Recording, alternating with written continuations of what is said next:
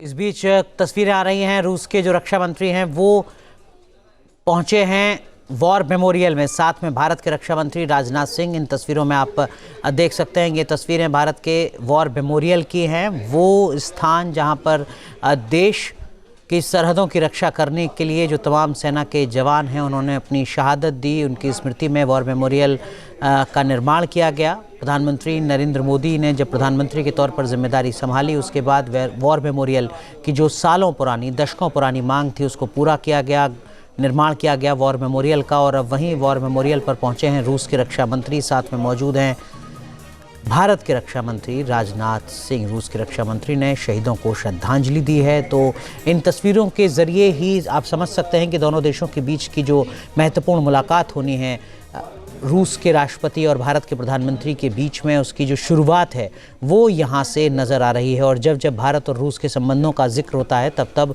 सैन्य मोर्चा, रक्षा मोर्चा वो अहम सेक्टर है, वो अहम क्षेत्र है जहाँ पर रूस हमेशा भारत के साथ खड़ा रहा है, भारत को हमेशा सपोर्ट करता रहा है। और आज की जो ये तस्वीर है जहाँ पर रूस के रक्षा मंत्री खड़े हैं भारत के रक्षा मंत्री के साथ वॉर मेमोरियल में शहीदों को श्रद्धांजलि देने के लिए, तो उसी प्राथमिकता की एक झलक है। हमारे सहयोगी राहुल डबास हमारे साथ जुड़ चुके हैं। राहुल, ये महत्वपूर्ण तस्वीरें हैं जो एक बड़ा मैसेज देती हैं, खासकर डिफेंस सेक्टर को लेकर। दोनों देशों के जो रिश्ते रहे हैं, संबंध रहे हैं, वो कारोबार के नहीं हैं, वो भावनात्मक हैं।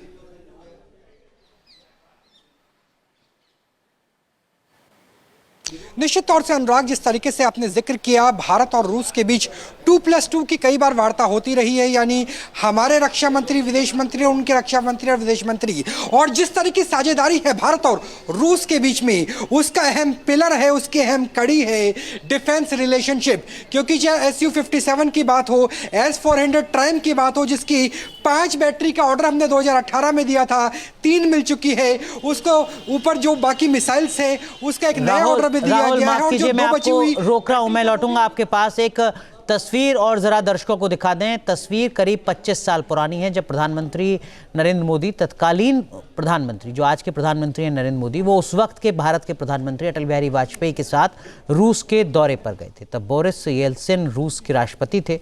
इस तस्वीर में व्लादिमीर पुतिन भी नजर आ रहे हैं। तो ये तस्वीर तकरीबन 25 साल पुरानी इस वक्त आपके सामने। जी राहुल, कंप्लीट कीजिए अपनी बात।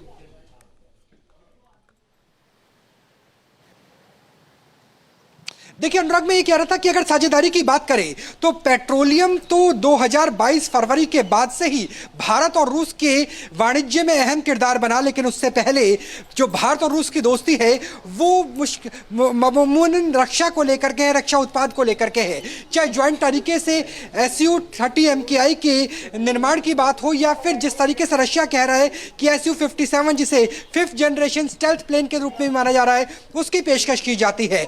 S-500 की पेशकश की जाती है।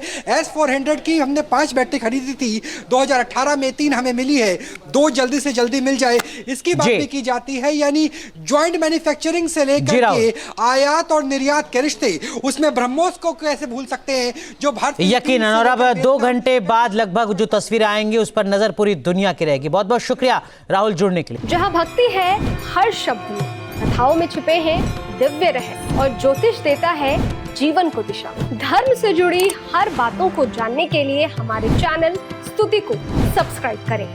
चैनल पर जाने के लिए इस लिंक पर क्लिक करें।